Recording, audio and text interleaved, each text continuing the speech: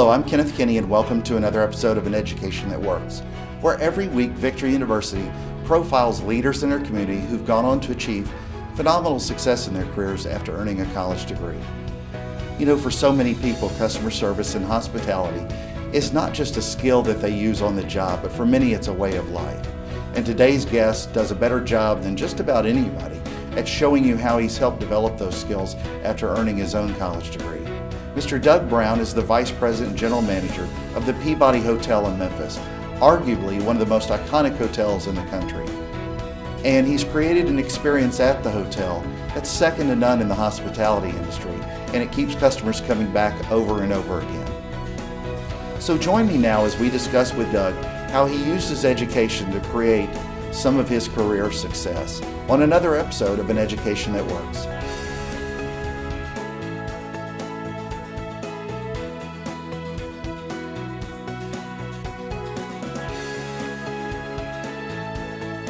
All right, so welcome to another episode of An Education That Works. I'm here with Doug Browne, who's the Vice President and General Manager of the Peabody Hotel in Memphis. So Doug, thank you for being on the show. Oh, thank you, Ken. Absolutely. So tell me a little bit about your own educational background, where you went to school, and what your college degree did for you. Well, I grew up in the Caribbean. I went to school, my early years, grade school and high school and stuff in Puerto Rico. So I speak, read, and write Spanish fluently.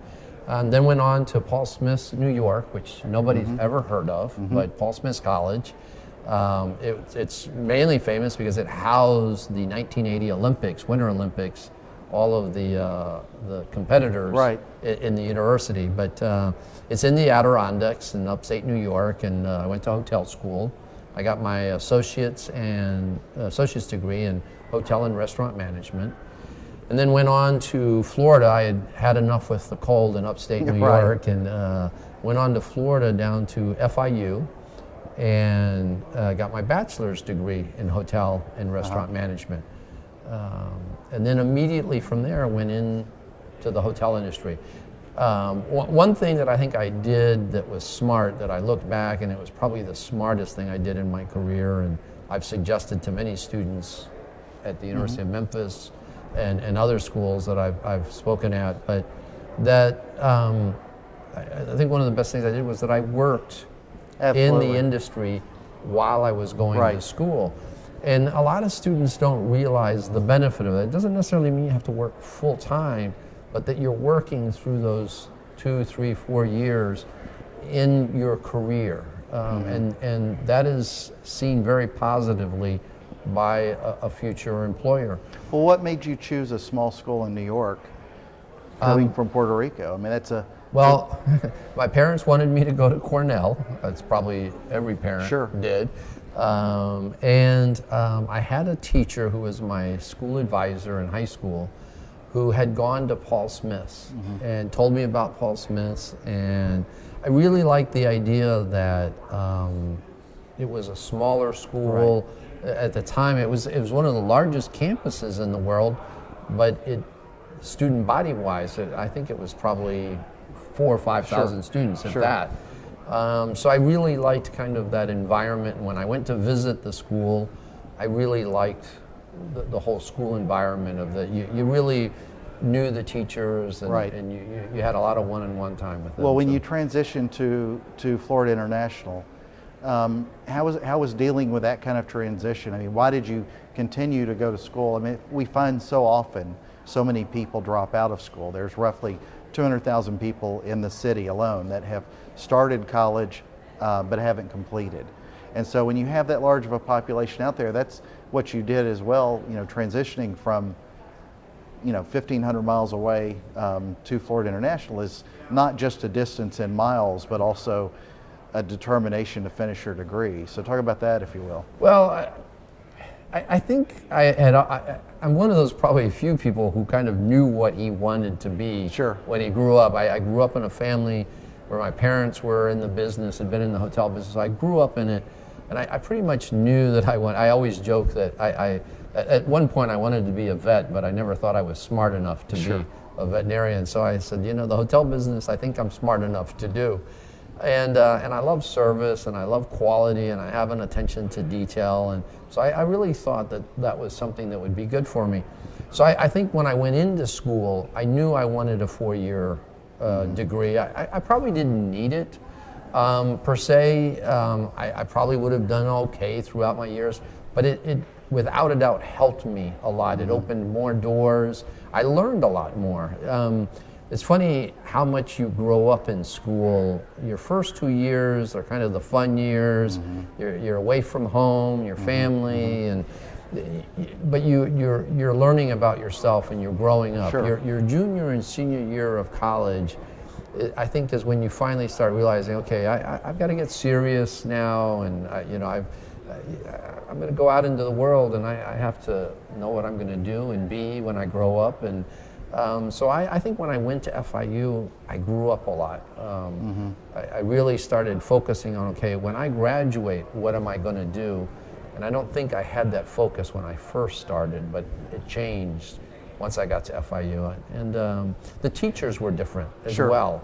At Paul Smith's, the teachers were kind of career teachers. At FIU, the teachers were career business people in the industry. There were a lot of, most of the teachers had been in the industry and either ran restaurants or hotels, or Which still did you think benefited you most? I think they were both had a benefit, for different reasons. Well, and I think that's part of what, the show and what we do called An Education That Works. And a lot of that is not just the skills preparation that so many people think of or competency-based training, but it's preparing students for with those career skills, not just a job skill. So it's interesting that you say that you get it from different people in the industry, because that's one of the things that we pride ourselves on as well, is not only as learning the ethics and the good people skills and communication skills that come with a typical liberal arts type degree. So when you look back on the types of classes you had, were there any that necessarily stood out that benefited you more than another? Because you already brought the family side of that to the table. I mean, was there anything about the education itself that you got that really helped propel you here? I think that the more one-on-one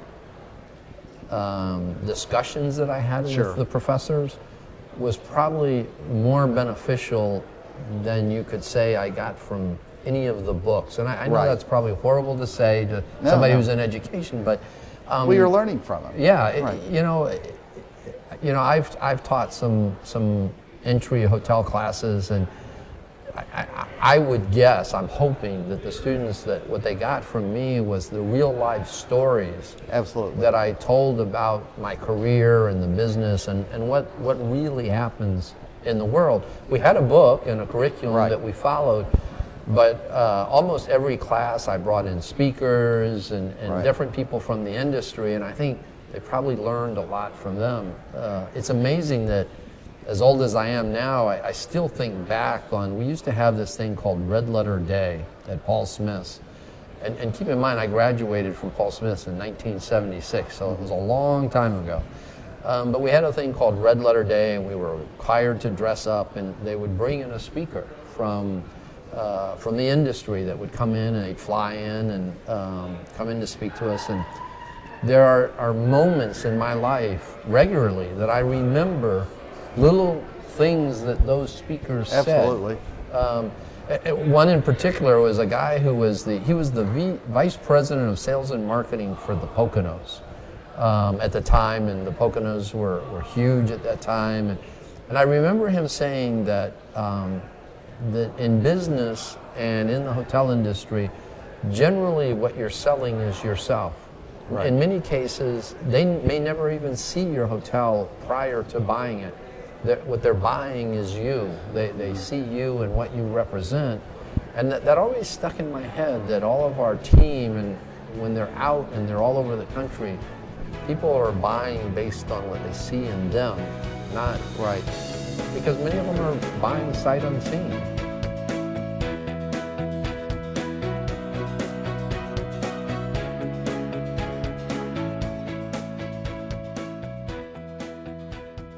Okay. Well, I'm going to college because a lot of people in my family didn't get to go to college. It was my initial reason to go. So I was like, I need to go to college because I want to be number one. So I went and I actually enjoyed it. I didn't know what I wanted to do at first, but then I got into the psychology program and I loved it. I realized I wanted to help people.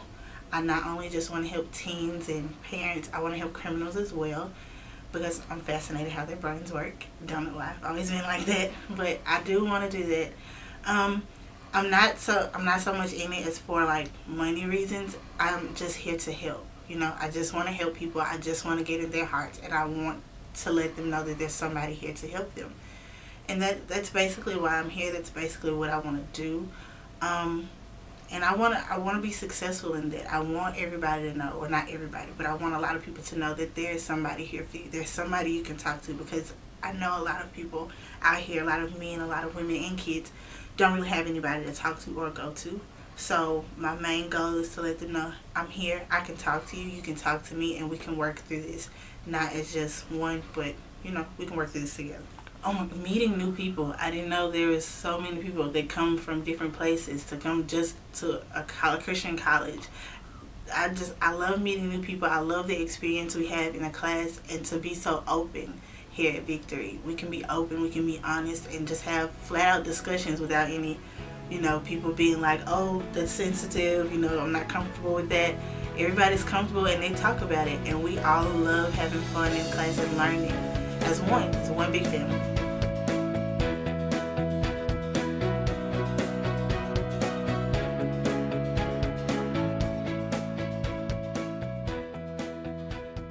Well, we're in absolutely the most beautiful hotel for miles and miles. How did you get to the level you are now running the entire, the hotel? Because outside of just experience in education, the experience your family had, and the education you got in school, talk about a little bit about the process of how you got from school to here. I was lucky that I had parents who had been in the industry. So I got a lot of advice from my parents, and probably a lot of kids don't like to listen to their parents, but my parents gave me a lot of great advice. And so when I went into my career early on, I kind of plotted a strategic way that I was going to move up within the hotel. I was always, when I moved into a position, I was thinking, okay, what is my next position? And if that's my next position, how do I prepare to be the best candidate for that position? I remember one in particular. I was working at the Four Ambassadors in Miami. It was an intercontinental hotel. And sorry about that, the Ducks say what they have to say. They're not mic'd up, but yes. But I was working at the Intercontinental. And I at the time was an assistant front office manager, front desk manager, which was really kind of a lobby manager. And there was a position that I thought was kind of my next step, and that was reservations manager. And I knew the gentleman. I had gotten to know him, and I knew that he had planned on retiring in the next year. So I purposely went in. I would offer to help in there whenever we were dead on the front desk. I'd go back and I would say, hey, how can I help? Train me on this. How do you do this? And he basically taught me everything about the reservation system. And of course, back then it was all manual. Sure. And when time came that he retired, not only did he recommend me, because I was probably, but at the time, from everybody that was on the staff, I was probably the most qualified to do it, because I had really learned everything in the office. So I'm constantly recommending to people that if you want a position, make yourself marketable for that position. Always learn what's your next step, and how do you become the best candidate for that position. Right. Well, that's excellent advice. When you look at talking about what people see and how they see that in you, how do you imbue, Doug Browne and how you think and how you view the hotel business? How do you imbue that on your own employees so that they will serve, your customers better? I think some people have this belief that you put out a standard, or you say, okay, you've got to do this, and And the reality is, I don't think that works. You know, you can be the toughest guy in the world, and you can be a dictator and say, this is the way I want to. But I really believe that you've got to instill pride. You've got to, because you're not there all the time. You know, you go home at 5 o'clock. Well, the hotel stays open, and you got to hope that those people that are working after 5 keep, you know, doing things the way they should be doing them. And so I think you've got to create a culture of pride. I would say the team at the Peabody, we have about 550 associates. Wow. And, you know, I would say more than most of them love the hotel. They love the staff, they love each other, they've got each other's backs, and they help each other. They do things for each other. You know, if you see somebody in the heart of the house carrying a box, I would bet that there's, along the way, there will be 3 or 4 other associates say, hey, can I help you carry that? Right. Or they'll go ahead and they'll open the door for them or whatever. You know, that's a sign of, you know, trust and pride and camaraderie that is a culture that doesn't happen overnight. It takes time to create. Well, when you start looking at new employees, what are some of the things that you look for that their college degree help prepare them to work here?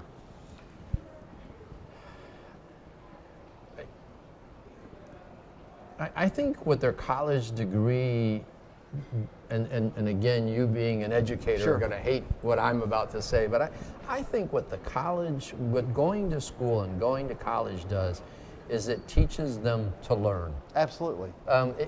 Well, every industry is different. Yeah, I mean, it teaches, and you know, it's really funny. We joke about this here at the hotel. We have about probably 80 salaried managers in the hotel. I would say there's probably only 5 or 6 that have hotel degrees.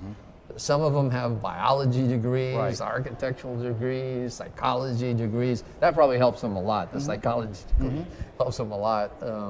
But you know, and what's happened is they started working in our industry while they were in school as kind of a part-time job, and they fell in love with it. Now, their parents probably hated the fact that they paid for their son to become an architect, and then they went into the hotel business. But it's an industry that you fall in love with. But I think what education does is it helps them become great learners, and it allows us to be able to then train them to do what we do.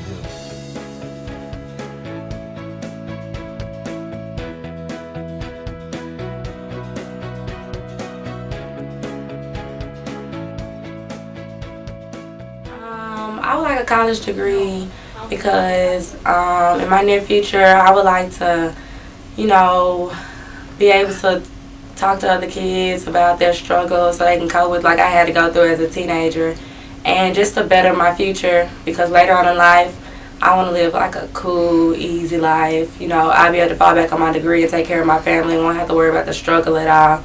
You know, and I like to help people, so I'm going in, you know, the field of psychology. So, you know, there's a lot of people out here who need someone to talk to, and I like to work with people like my age and teens and kids, because they really do need like somebody to talk to and a role model. And I think I'm a leader, and I think I'll, you know, be good later on in that field. So that's why I want a college degree.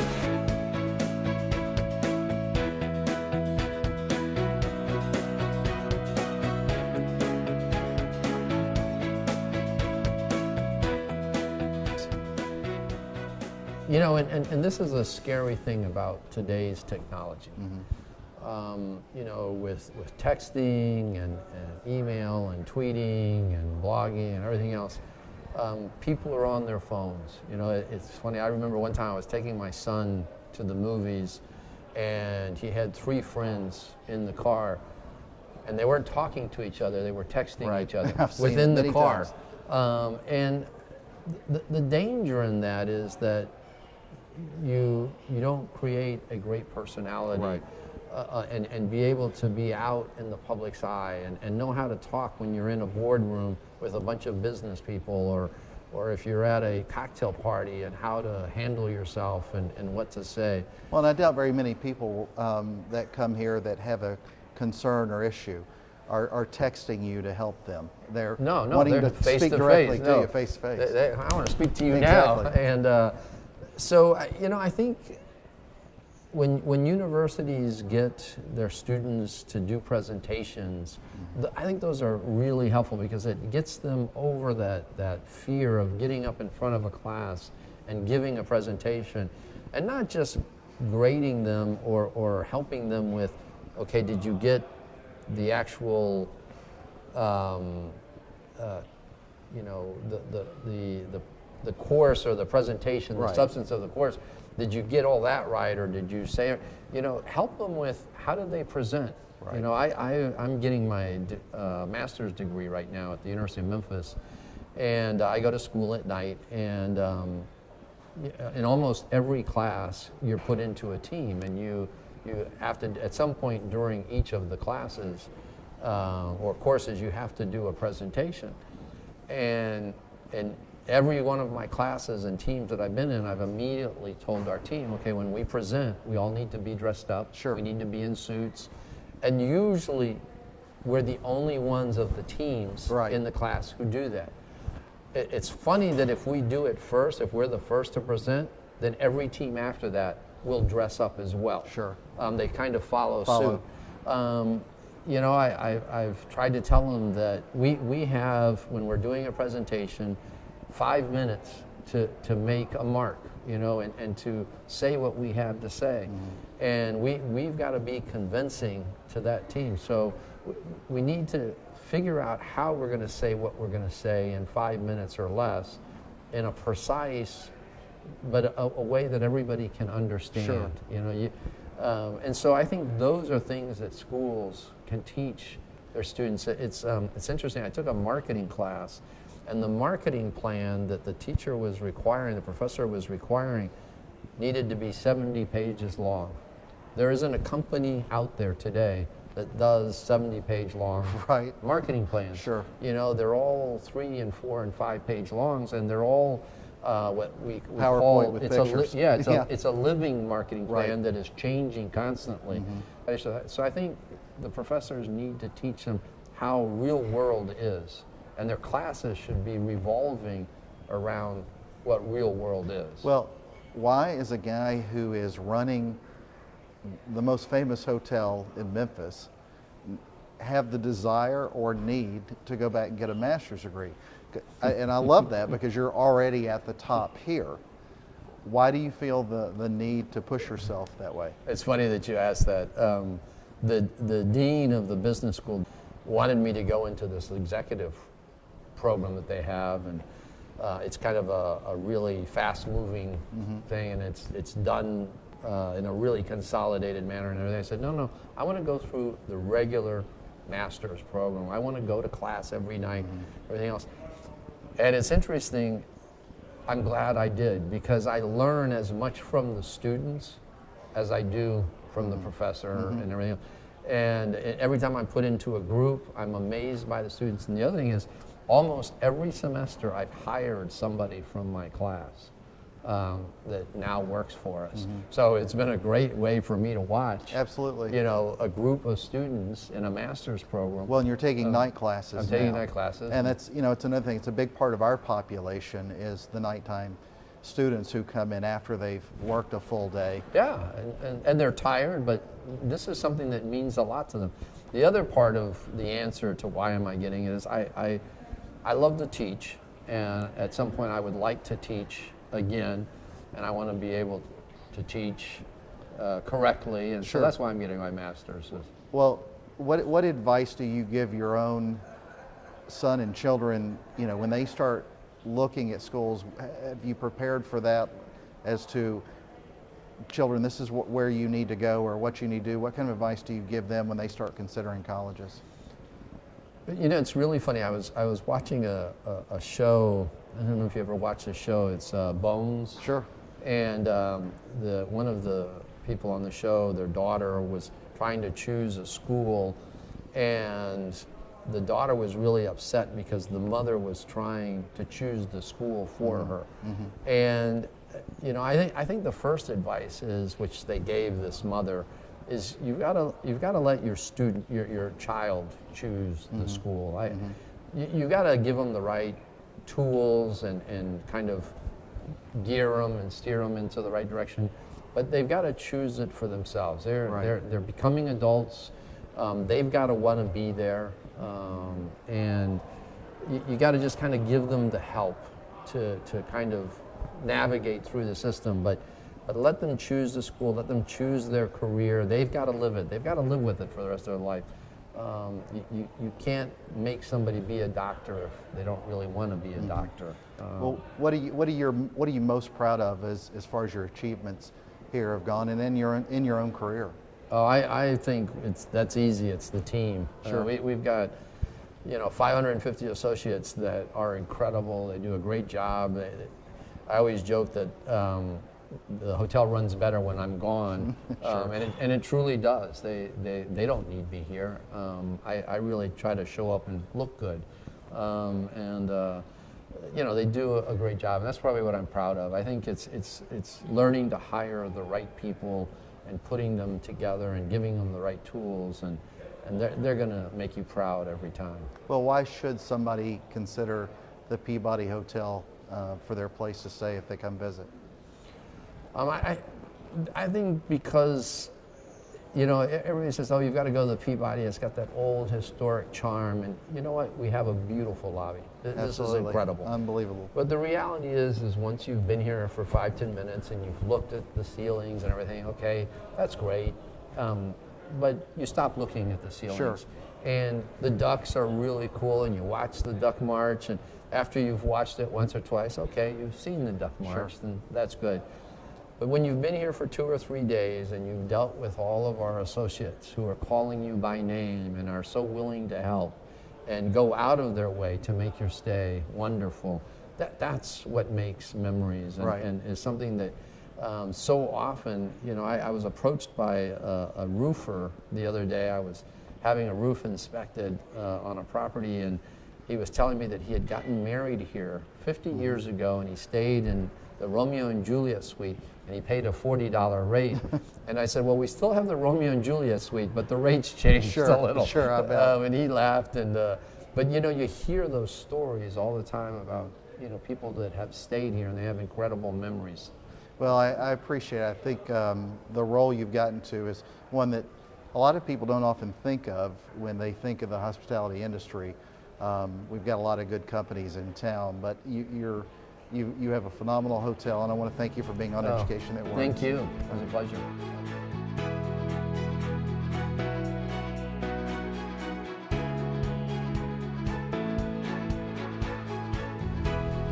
So if you or anyone you know was inspired to serve your customers better, or to help get your own degree, or possibly even change our world, then I urge you today to go to aneducationnetworks.com. On behalf of Victory University, thank you for An Education That Works.